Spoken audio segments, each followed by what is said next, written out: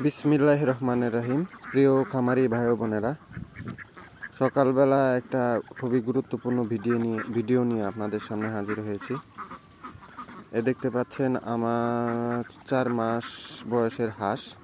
এগুলো এখনো ডিমে আসে নাই, ডিমে আসবে কয়েকদিনের ভিতরে। তো আপনারা যারা হাঁস বা মুরগি পালন করবেন, এগুলোতে অবশ্যই লাভ আছে।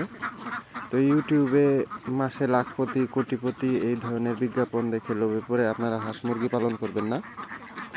দেখে শুনে বুঝে তারপরে হাঁস মুরগি পালন করবেন।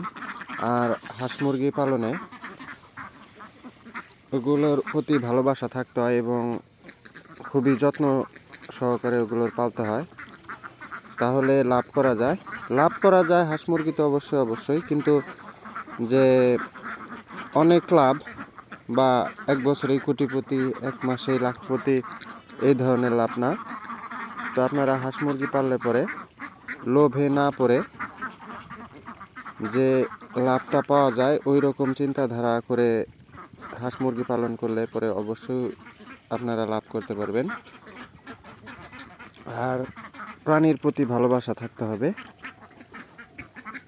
প্রাণীর প্রতি যত্নশীল হতে হবে, সময় মতো ওষুধ, যত্ন এবং পরিবেশ, হাঁস মুরগির জন্য যে পরিবেশটা দরকার সেটা নিশ্চিত করতে পারলেই আপনি লাভবান হবেন।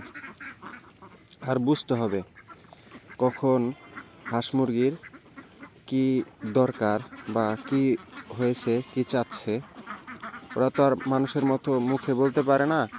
তো কিছু জিনিস আছে বোঝার, ওগুলো ওদের আচার ব্যবহার, খাওয়া, তারপর প্রস্রাব পায়খানা, এগুলো দেখে বুঝতে হবে।